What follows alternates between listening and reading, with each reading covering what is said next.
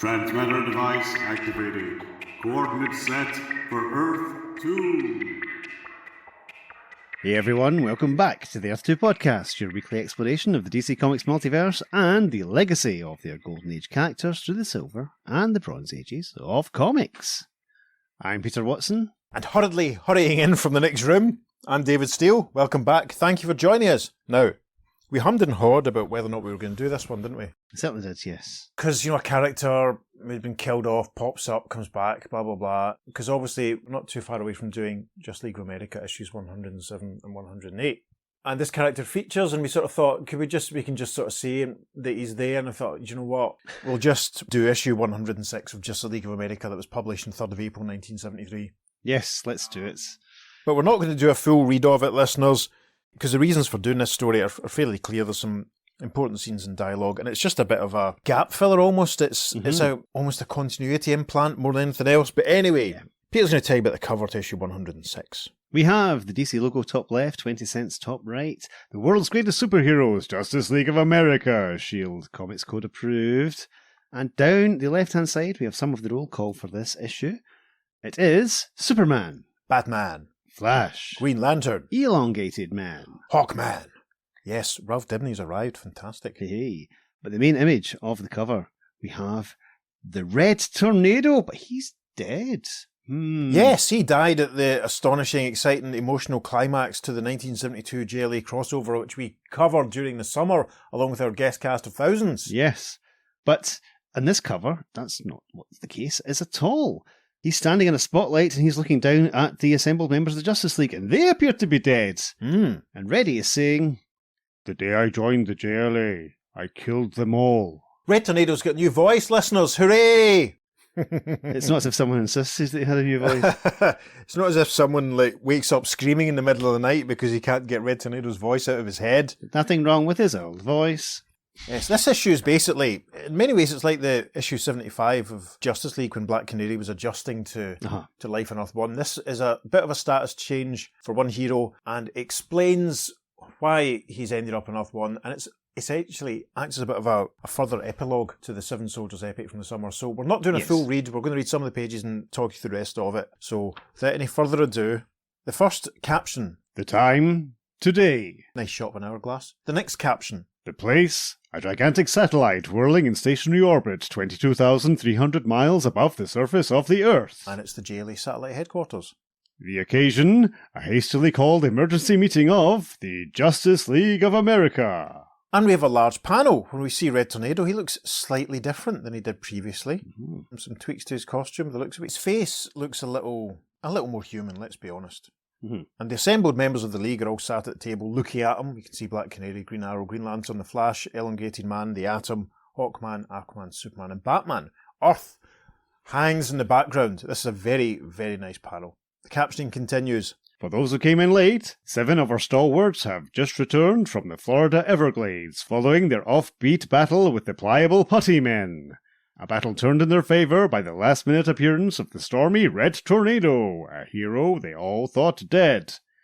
We'll fill in any details as we go along. Green Lantern's on his feet, gesturing at Red Tornado and saying, "Let's keep this briefing short and sweet. Red Tornado, considering the circumstances, what do you have to say for yourself?" Not much can I say, Green Lantern. There's not a great deal I know. Green Arrow gets to his feet as well. He says, "Come on, pal. We all watched you die. How did you pull your Lazarus bit, and when did you grow a face?" You jest, Green Arrow, but this is not a laughing matter. My memory circuits are unclear on the subject, mostly projection and conclusion, but I will enlighten you as best I can. A nice close-up of Reddy's face here. We see these more clearer defined human eyes, would you say? Yes. Going on, yes. And there's a definite softening to his features compared to how he's appeared before. He narrates the next few panels. As you remember, I stole the Nebula Rod when you and the Justice Society combined forces against the hand that held the Earth, in the hope that my android body might survive the erupting interstellar energies where your human forms would not. Yes, and we get a nice little flashback to JLA 102, and we see the Red Tornado whirling through space, with the Nebula Rod towards it's our old pal, the big taloned green hand that was holding Earth 2 in its grip. Yay. A caption reads, Editor's note, JLA 102, and one of us must die, or indeed the previous episode of this podcast. of course, but we all know that. Reddy's narration continues. The explosion occurred as expected, and you thought me destroyed. Obviously I was not. Yeah, and what we see, sort of rocky area, and a little sort of pink explosion in the sky, and the silhouetted figure of Red Tornado falling from it. His narration continues. Instead, in a 1 in a billion chance, the eruption tore a hole in the dimensional fabric and hurled me from my Earth into yours. Gosh. How long I lay as one dead, I do not know. But eventually my damaged body was discovered by a blind sculptor living alone deep in your Rocky Mountains. Yes, we see Reddy being cradled by a man wearing a green shirt, brown trousers, dark glasses, obviously indicating he's blind, kind of auburn hair, and a beard. Now, presumably, the implication is because he's blind, did he trip over Reddy? Awkward.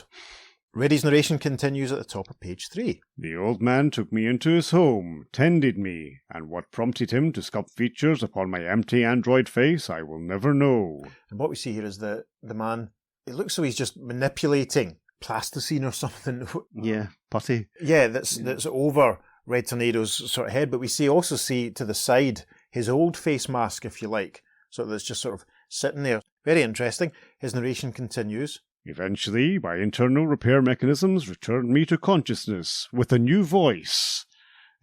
Yes, and also he basically looks like Professor Charles Xavier. He does. He has a human yes. face. It's obviously this blind sculptor guy has made him a new head, a new mask or whatever. Reddy sort of scratches his baldy dome, saying, Where am I? What has happened to me? And the blind sculptor man puts a reassuring hand on his shoulder and says, Be calm, friend. Relax. You're in safe hands. Reddy's narration continues. Conversations with the old man during my recovery convinced me I was on the wrong Earth. When I was well enough, I thanked my blind friend and set about to correct the situation. But that was easier planned than accomplished. To my surprise, I found I could not pierce the dimensional barrier. Yeah, a panel showing the whirlwind effect of Reddy flying up into the sky and then rebounding as he's obviously tried to pierce the veil through to Earth 2. You see him tumbling backwards, and his narration continues. Some side effect of the nebuloid destruction prevented me from ever returning to my home world. Interesting. So we're back on the satellite now with Reddy explaining to the League, and Reddy is saying, I came searching for you then, but knowing your low opinion of me, I helped your cause in secret, deciding that the sooner you defeated the Putty Men, the sooner you'd have time for me. To which the Flash says, Tornado, that's not fair just because we failed to listen to you once. And an asterisk takes as a caption that reads, Editor's note, JLA 72, 13 Days to Doom. Yeah, they ignored them loads of times, in that story. Anyway, we get a nice close-up shot of Black Canary, the final panel of page 3, and Reddy observes, Yes, and that failure caused the death of Black Canary's husband, but enough of such grim things. Suffice it that I destroyed the Putty Man producing hive device, and you finally brought me here. Yes, in reference obviously to Canary looking a bit sad, there's another caption here that reminds us, Putty Man producing hive device supported menswear at King Tut's in Glasgow in 1997. I don't think menswear ever played King Tut's. I could be wrong. But no, we're reminded obviously of JLA 74 where Death Feels to Tread, that previous JLA JSA crossover that brought Black Canary over to Earth 1. We arrive at the top of page 4. Superman's turn to speak now as he says, You're right, Tornado. We treated you unjustly. It's time we made up for it. Since you're trapped in our world, and in recognition of your cracking the Putty Men case, I nominate you for membership in the Justice League. Green Arrow does not look happy at this at all. He cries, Wait a minute! What's this group becoming? A refugee camp for Earth 2 outcasts? To which Hawkman says, I don't remember you complaining so loudly when Black Canary was proposed for membership, Green Arrow. Red Tornado has earned his nomination. The question is, will he accept it? A nice full-length shot already as he says, Yes, Hawkman, I will accept. I have nowhere else to go. Captioning for the next panel reads, The voting is fast and furious, and when it is done... Yep, the assembled League all look fairly happy, to be honest. Batman's saying, Passed unanimously. Congratulations, Red Tornado. You have just become a member of the Justice League of America. And in extreme close-up, we see Red Tornado with his eyes wide, very human-looking eyes wide, as he thinks, Excellent. Now I can destroy them all. Thus, a new figure joins the famous ranks. But have the world's greatest heroes made a fatal error? Have they allowed a wolf in the fold? And we're told by another caption that this story was brought to us by Len Wein, writer, Dick Dillon and Dick Giordano, artists. From there, we slowly dissolve to a hidden laboratory deep in the Rocky Mountains, and we find out that the person responsible for Red Tornado's murderous thoughts is none other than his creator, Tio Morrow. Dun dun dun. Seems that not only did he have temporary control over Reddy, but also that his computer has made an interesting prediction. A screen reads, in precisely 28 days, the cosmic balance will shift, and either Tio Morrow or the Justice League of America will cease to exist. Now, obviously, Tio doesn't want to be destroyed or cease to exist. So he asks his computer how to get rid of the League before the 28-day deadline is up, and the machine responds, for the Justice League to be destroyed, a new member must be added to its ranks. See where this is going, listeners. And Morrow is delighted that Red Tornado has suddenly reappeared because he could be that new member. It turns out that it was actually Morrow who repaired and reconfigured Red Tornado. And it also transpires that Morrow is responsible for everything that happened in Justice League 105, involving a hidden hive belonging to the Queen Bee, all that stuff about putty men. Morrow also has a group of purple-clad men, soldiers if you like, at his command, who are all set to make use of some weapons from the future, but where Red Tornado will see them. Morrow's plan is to make Red Tornado use his new Justice League of America signal device. The Fiend has planted a mechanism inside Tornado's body that alters the frequency of the signaler. It seems that the first time Reddy uses his signal device, the Justice League of America will die. Gosh, I know. We arrive then at the top of page 7. Turn time ahead 24 hours to the busy streets of New York City as the Red Tornado attempts to establish a new life. A human life. We see basically Red Tornado in human disguise, wearing the human face that we saw earlier on. He's also dressed in an orange overcoat with a hat. And we see him in a number of situations. He's obviously trying to find himself somewhere to live. A little man in a black suit behind a desk says, "No luggage? I'm sorry, sir." And then another chap with thinning hair and a bow tie and glasses can be heard saying, "No identification, eh? Well, we're all filled up." And a blonde girl behind the desk, very dismissively, saying to him, "No driver's license? No credit cards? I'm afraid you'll have to try someplace else." He's obviously trying to get some accommodation because we see him leaving a hotel, and he's thinking to himself, "How ironic. For all of my existence, I have wanted to be human, and now that the opportunity presents itself, no one will give me the chance." Oh, poor Reddy. As he leaves the hotel, Reddy fails to notice a toy-sized tank that scoots past him on the pavement. The tank grows to enormous size and fires on a nearby bank. Reddy snaps out of his introspective fog when he notices this finally and spins out of his human disguise and confronts the occupants of the tank, some of whom have their strength boosted by little white exoskeletons, quite dinky. As he takes the men down, another purple-clad baddie emerges from inside the tank, driving another tank-like vehicle with a huge funnel in its front. The man identifies it as an energy transverter, a device that turns Red Tornado's powers against him. Caught in a vortex, Reddy is about to activate his JLA signal device, and delighted Tio Morrow watches this on his screen. However, just in the nick of time, Green Lantern arrives on the scene. Reddy thinks Hal is checking up on him, but JL assures him that he's there to help. He demonstrates this by using his power ring on the energy transverter, which gives Hal a bit of pause before it ultimately explodes. Batman and the Flash arrive and take out the rest of the purple lads, and Green Lantern and Red Tornado shrink the tank back down to toy size by bombarding it with conflicting vibrations and reversing its expansion process. Amazing. T. Morrow is angry, but still has some other plan. And this takes us to page 13, where we're going to start reading again. Soon after, in JLA headquarters... Yeah, Red Tornado's standing, Flash, Green Lantern are seated, Batman is there too. Red Tornado is saying, "Green Lantern, I resent your intrusion in my battle. I demand to be treated as an equal member of the Justice League, or..." But he's interrupted by GL, who says, "Oh, come on, Tornado. You were just about to call us when we showed." "That is a mistake I will not make again." Which Batman leans forward angrily and says, "Enough bickering. We have a problem before us that needs a solution." The Flash looks very thoughtful and says, "The uniforms they wore were familiar. If only..." "Got it! Tio Morrow. His faceless minions wore that outfit the first time we met." "The Red Tornado," interrupts Green Lantern, saying, "Interesting that both he and Morrow should reappear at the same time. Sort of makes one wonder." What? says Red Tornado, and he walks off in the next panel saying, Enough. I have better things to do than stand here and tolerate your veiled accusations. Flash calls after him, Tornado, wait, we didn't mean. but Batman stops the Flash, saying, No, Flash, let him go. It's simpler this way. I have matters to discuss that are not for the Red Tornado's ears. interesting. By morning, the awesome android's anger has faded to be replaced by loneliness and self-doubt. We see Reddy in his human guise, purple trousers, a purple scarf, the orange overcoat, is his hat on his lap. He's sat on a big long blue couch underneath a sign that reads New York Job Opportunities Incorporated, and there's a blonde secretary type at desk to our right. As he sat on the couch, Reddy is thinking, I dislike doing this, but since I can't find accommodations without first finding employment... The girl behind the desk cries, Next, please. Silently, the Red Tornado takes his seat. The inevitable forms are produced, and... Name? Smith. John Smith. See the girl writing this stuff down. She says, Address? General delivery. Uh-huh. Age? At the moment, I feel like the oldest man alive.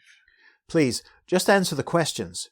Previous employment? Freelance law officer. Freelance? Reason for application? Survival. Hey, are you putting me on, Mr. Smith? And at this point we see that Red Tornado seems to have been struck by the girl. He's given her a very odd look. She continues in the next panel. No, you're not, are you? I can see it in your eyes. Tell me, sir, when was the last time you had a decent meal? Why, I... Never mind. I can imagine, she says. She stands up, grabs her handbag, continues. Come on, I'll treat you to lunch. But... No buts. The name's Kathy Sutton, Girl Samaritan, and I haven't lost a client yet. Shortly... Yeah, they're in some nice restaurant. We can see some interesting buildings through the window outside. Kathy is saying, For a guy who hasn't eaten lately, you sure don't seem hungry. Is something wrong? No, I was merely wondering why you are so generous to a stranger. You're no stranger, Smith. I see your type every day. New to the big city. Full of dreams, ideals, but with no money, no place to stay. Heck, I was like that myself once. You're quite a woman, Kathy Sutton. Sure, the last of the soft touches. That's me. Standing up at this point, Kathy must be about to pay. She's saying, Still, if you need a place to stay, I think I can find you one. That would be appreciated. And the next panel shows John Smith standing in a very well-appointed little apartment room, the looks of it. It's an older, thicker-set, grey-haired lady, brush in her left hand. She's obviously landlady, and she's saying, It's a nice room, Mr. Smith. You'll like it. Never would have rented it to a stranger if Miss Sutton hadn't put in a good word for you and advanced me the first week's rent. She's a darling girl, Kathy is.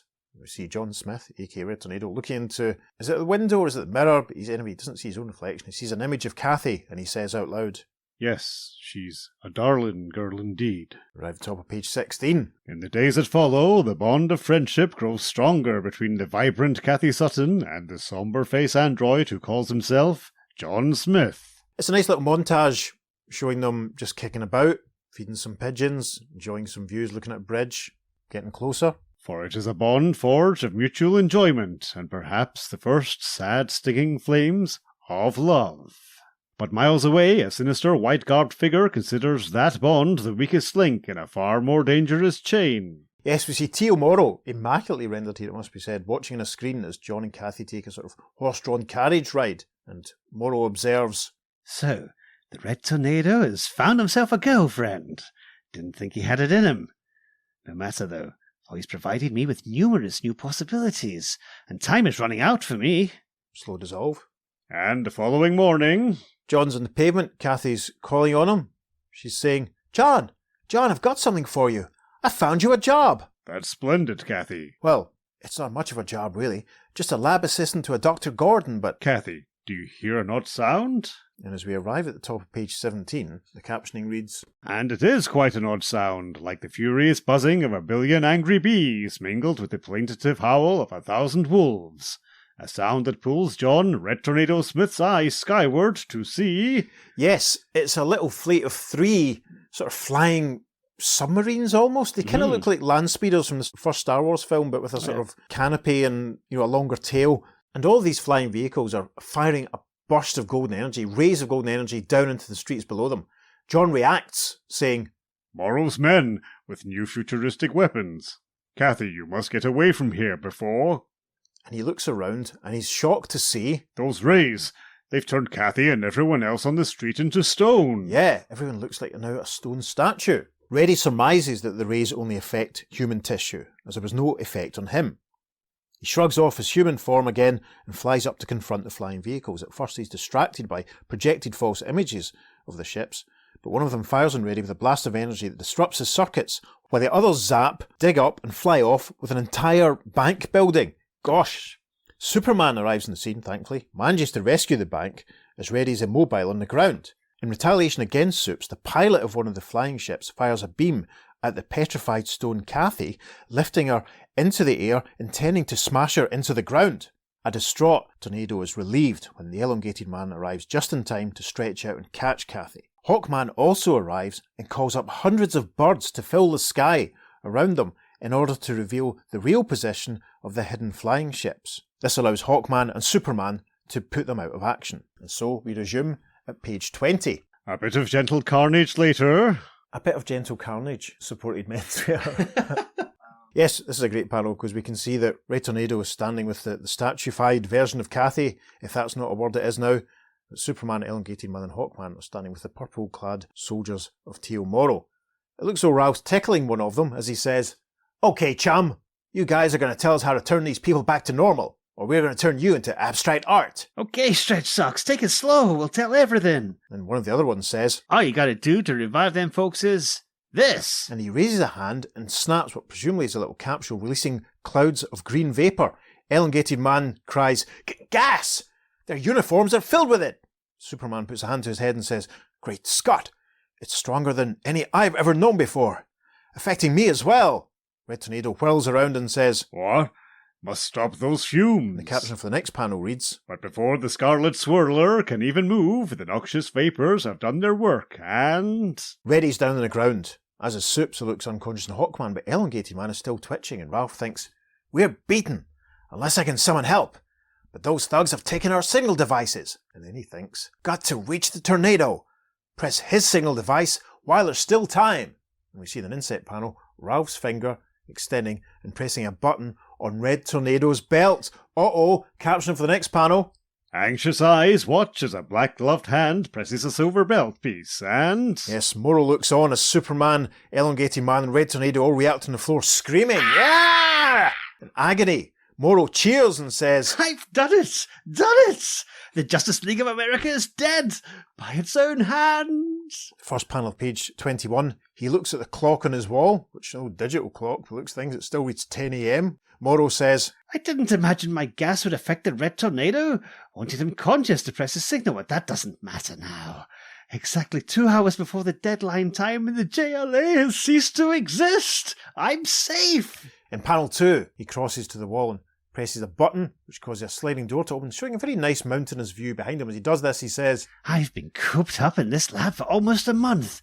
Time I went to get some fresh air and celebrate. and as the door opens, we see revealed, it's only the Justice League of America. We see Superman, Green Lantern, Elongated Man, Red Tornado, Flash, Hawkman and Batman. Superman leans against the wall with his arms folded, looking very relaxed as he says, "Going somewhere, Teal Morrow?" No, it can't be. You're dead. You're all dead. The heroes move into the building in the next panel as Batman says, A gross exaggeration, Morrow.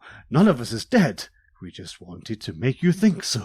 and then Elongated Man says, "Right, Superman discovered that extra circuit inside RT days ago, burned it out with his supervision." But what I saw on my screen. To which Green Lantern replies, "Just a little show put on for your benefit, with the help of my power ring." And the Flash says, We wanted to make sure you had no other hold in the tornado that we didn't know about. Morrow's back towards one of his workstations. We can see some fancy guns on it. In the first panel of page 22, he grabs one, whirls around, points at the heroes, saying, You don't understand. You've got to die before the deadline. I have a weapon that will... "Correction," says Elongated Man. "You had a weapon." And he reaches out, grabs the gun from Morrow's hand as Tornado uses his left arm to generate a little whirlwind, which sends Morrow flying. Tornado says, Now you have a date with the authorities. and a slow dissolve. Later, at the nearest police station... I like the silhouetted heroes in the background. We see Batman and Hawkman holding Morrow, keeping him in possession as a desk sergeant looks on. Batman says, I don't believe it. You tried to kill us because of a computer prediction. That's pretty far-fetched. Morrow replies, You don't No, my computer, it's never wrong. And some bongs start because obviously the clock is striking the hour. Morrow looks up at the clock on the wall of the police station, which is approaching 12 noon by the looks of things. The bongs continue. Let's have some more bongs. And Morrow looks at the clock appalled and says, Oh, no, it's too late. My 28 days are up. he stands between Batman and Hawkman who whirl and look at him in surprise as he yells, It's over. I've lost everything. bongs continue throughout this, listeners.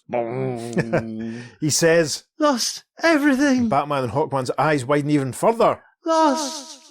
And he fades out into nothingness. Hawkman says, He's vanished. It's a trick. to which Batman says, No, Hawkman.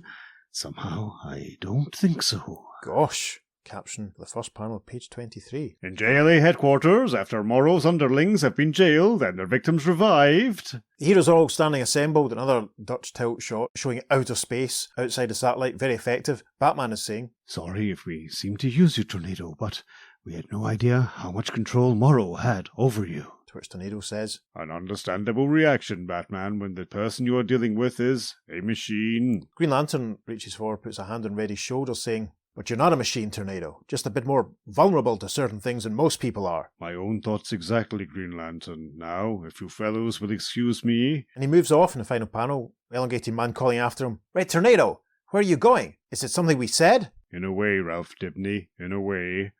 I'm going to discover if an android is vulnerable to love. And a caption reads, The end. Next issue, the Justice League of America, the Justice Society of America, and the smashing return of some of the Golden Age's finest. Black Condor, Dollman, the Human Bomb, Phantom Lady, the Ray, Uncle Sam, together for the first time ever to combat the Crisis on Earth X. Yes, the hype for the next JLA JSA crossover begins here. Stay tuned. So, Red Tornado has arrived and ensconced on Earth 1 as a member of the Justice League. With a new voice, so David doesn't get really annoyed. Not annoyed, just on my fillings will stop vibrating.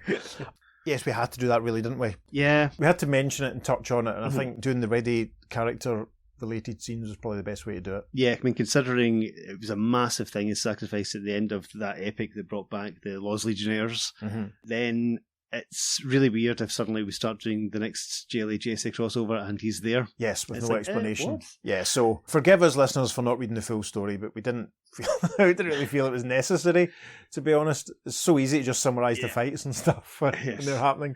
Interesting that the new dynamic is that Red Tornado can't go between the universities, because that was something that he could do previously. Yeah. That's a very welcome dilution of his powers, I think. Yeah, It did seem to be far too easy for people to be able to do that. Yeah. It's like you could just catch a bus to Earth 2, you know, the way it was sort of getting. Never mind the interesting ideas like Jimmy Olsen finding that big honeycomb in the middle of nowhere. Or Yes, or the Fiddler's portable vibrator. Exactly, and all that sort of stuff. As Pete says there, it's kind of essential that it adds as another further epilogue to the JLA 102. I wonder how I would have felt at the time, sort of reading this. I mean, would it have felt, because it's given such an emphasis. You know, there's that little scene between the Crimson Avenger and Hourman at the end where they lament him and they feel bad for just calling him a machine and all this sort of stuff. And he's made the ultimate sacrifice, but then, oh no, he was blown through a dimensional window. Yeah, but the thing is, it was 102 when that happened. We had 103 and 104, and he turns up in 105 at the end of it, and he gets explained in 106. It's literally 2 issues he was dead for. That's what? Yeah, is that the fastest ever epic death stroke return thing ever? I mean, compare it to what, say, like Jean Grey or Bucky. I would say in general, apart from currently, Ms. Marvel was killed and was brought back within the same month as a mutant. Oh, she was a mutant all along. Really? Was she? Was she? Okay. Do you remember when they decided that Submariner was a mutant and the Cloak and Dagger were mutants? And it's like Oprah, and you get to be a mutant, and you get to be a mutant, and you get Snore. Anyway, that's another podcast entirely. It's one of these things. I think the mention of not being able to get back to Earth 2 at the start probably justify. We sound like we're trying to justify why we're doing this, don't we? Yeah, we kind of are. I mean, it's a necessary one. Yeah, it's essential, and it's both a coda to the Seven Soldiers story and a prelude to the Freedom Fighters story, which is coming up. Yeah, so it establishes Red Tornado's new status quo and all that sort of thing. So, you know, forgive us, listeners, if we didn't give it the full treatment, and maybe gives Peter a little bit less editing to do this week. But anything else you want to say about the story? I quite like the scenes of him getting to know Kathy Kathy. Yeah, and Kathy is a recurring character. Of She's course. there all the way through with Yeah. Red Tornado in a relationship with him, which Mhm. is fascinating, really. You know, just this nice person who kind of falls for this sad sack, really. Yeah. To be perfectly honest. Yeah. It was nice that Teal Morrow just happened to be there to find him in the rocks. Or as far as Reddy's convinced, Reddy thinks he just found him in the rocks. Morrow was probably Yeah. alerted to him or aware of him, given, Morris probably got a tracker in him. Yeah. Yeah, he would have some sort of sensor that he'd be able to, pick up and think, oh, right, he's in the vicinity, right, okay, this could be Yeah. useful. Very much so. I do love Teal Morrow. He was one of my favourite characters Yes. in 52, the weekly series. He was fantastic course. in that. In the Evil Scientist Island, he was pretty much the head of the mad scientists. Yeah, that's right. I mean, I remember him getting a few cover features during 52. And he always wore a jazzy Hawaiian shirt. And listeners, for the benefit of our YouTube viewers, I'm wearing a jazzy Hawaiian shirt today. Kind of is, listeners. I'm just wearing my Yeah. usual Man-Killed Army shirt. That's because you were trying to get into Sergeant Rock character earlier was. on for our previous I was. recording. I like that Elongated Man is now a member of the Justice League. Yay! Love Ralph. Ralph Big is fan. fantastic. Yes. And obviously he's involved in the next two JLA, JSA crossovers, which is a lot of Mhm. fun. Yeah, it's nice to see him popping up because it's, with Reddy arriving as well, it's going to mix the team up a little bit of variety. Yes. Not really much use for Aquaman or Black Canary's powers in that story, or indeed the Atom. No one had to. Maybe the Yeah. Atom should have fought the tank and made the tank shrink down, or maybe Aquaman could have thrown it into the ocean. I don't know. Maybe Canary could have blasted it apart with a sonic cry. Who can say? Who can say? I like the little bit with the little conflict when Green Arrow mentions, is this a refugee camp for Earth 2 guys? And Yeah. because that's a total dick move. Let's be honest, given that he's going out with Black Canary. And Hawkman slams him down straight away. and it's like, come on, great. Ollie, you're not doing yourself any favours there at all. Yeah. It's interesting that the League are finally in the stage where they've really all got personalities now, because it took a very long time to get here. Because it was historically solve the problem. That was the whole point of the stories, and they would all just team up and they wear their powers. But now they have definite characters and definite personality traits. I think that's been building up for a while. Yeah. Obviously with the stuff Mike Denny Friedrich O'Neill and Mike Friedrich, yeah. we're doing, making it a bit more interesting. So we're definitely in at the Bronze Age now, aren't we? As far as all that, when the characters almost have to be a little bit more than a blank slate because it's expected that they're going to be, a bit more interesting. Shall we hop to the letters then? Let's do so. Let's go to issue 109 and the JLA mailroom. Yep, the first one goes like this. Dear Editor, Len Wein is doing great things with the Justice League of America, but I cannot pinpoint exactly what that is. His stories are evenly balanced and all the other elements of a fine story are present. Stories flow from issue to issue rather than from scene to scene, which they do anyhow. It all adds up to Len's greatness as a writer-scripter. Well, that wasn't just Len, that was going on before he got there. Anyway, now we have JLA 106 with Wolf in the Fold, featuring the return of the Red Tornado. I especially liked the resentment Red had for the JLA members because of past occurrences, which Len handled superbly. This was compounded by the interference of the Justice League. This issue ended with the subplot of Tornado's love for Kathy Sutton, leading to next year's annual team-up of the Justice League and Justice Society of Earth 2. My, has it been a year already? It just seems like 2 issues ago. More proof of Len's tremendous talents. It just seems like a couple of weeks, to be honest, doesn't it? A couple of months. Yes. There's not a lot of Earth 2 action between the end of 72 and middle of 73, it must be said. Anyway, speaking of talent, Dick Dillon and Dick Giordano portrayed the JLA very well. Again, I especially like Mr. D's and Mr. G's Batman and Green Lantern. And that's from Paul Edwards, North Belmore, New York. And the editorial response says, one more proof of Len Wein's tremendous talents. He's just won the Shazam Award as Best Writer in the Dramatic category. Fantastic. Well done, Len. Modesty forbids us from revealing who was the Shazam winner for superior achievement by an individual. Well, maybe we'll just give you his initials. JS. Well done, Jules. Yes. Awesome. The second letter says, Dear Editor, well done, gentlemen, well done. JLA 106 was a fine effort. Len Wein has proven himself a master at handling a large group of people / characters, and still making each one an individual. Literally what we were just saying. Yeah. There were really some fine points to Wolf in the Fold. Green Arrow's brief but well-played appearance, including his running feud with Hawkman, Red Tornado's personal side, brought out for the first time, and of course, T.O. Morrow. Lest I forget, the art has reached a new high point. The beauty and grace that Dick Giordano's inks add to Dick Dillon's pencils, it's just beyond words. And that's from Peter J. Mellon from Milan, Ohio. No editorial response, so the next letter reads, Dear Editor, it's rather strange when you consider that despite the multitude of superheroes who have appeared in the Justice League magazine, only one was actually introduced in it, the new Red Tornado. It is only fitting, therefore, that he finally be admitted to the JLA, as took place in issue 106. I always felt that such an interesting character deserved more than getting lost in a crowd of heroes twice a year. That's fair. As a story, however, Wolf in the Fold was a disappointment in some ways. There was no enlightenment as to the origin or motives of the putty men in the last issue, nor as to how the elongated man managed to disguise himself as one of them while underwater. That obviously is something from 105, nothing to do with what we've just read. Nor was there any explanation of the shift in cosmic balance that destroyed Tio Moro. Why him of all people? That's fair. Nonetheless, the story was overall a good one. Characterisation and superpowered action, both mainstays of the JLA, were in strong evidence here. I was particularly impressed by Hawkman's stratagem to find the true location of the camouflage ships.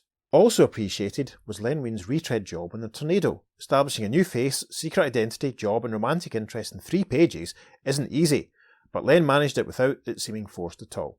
With one exception. John Smith? Really, Len? I always credited you with more imagination than that.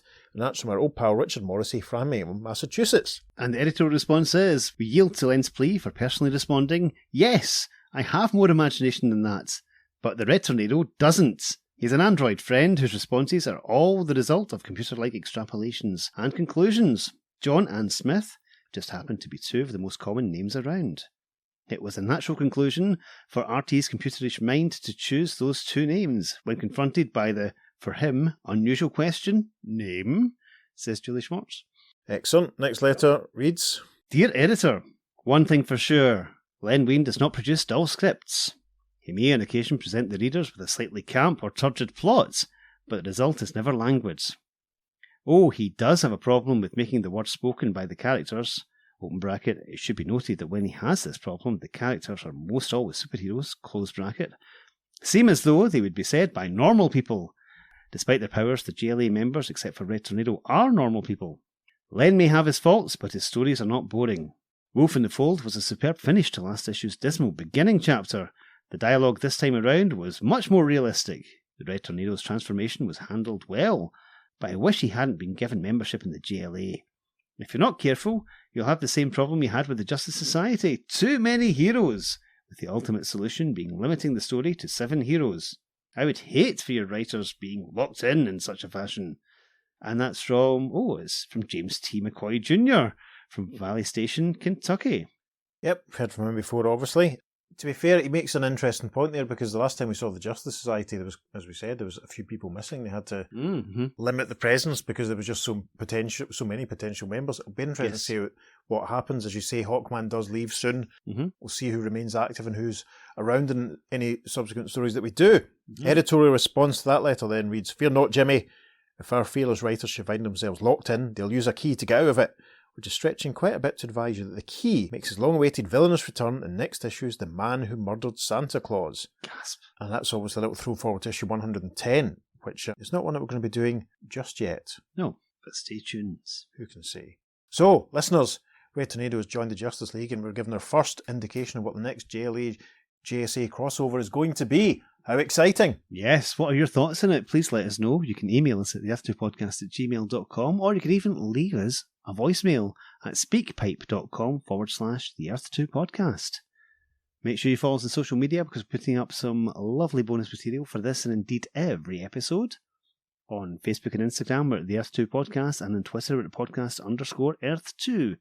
And it's the number 2 for all our social media. As I always say at this point, if you're feeling generous, you could perhaps go to wherever it is you receive your podcasts and give us a positive review. That would be lovely. You could also go to our coffee page and buy Peter the price of a beverage. That'd be nice. That would do. So, what we do next week, I can't remember. Only one way to find out.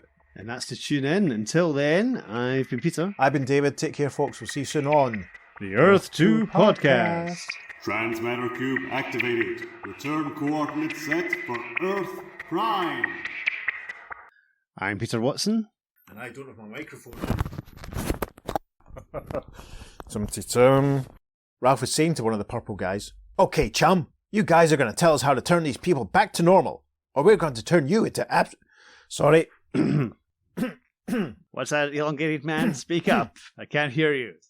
Sorry.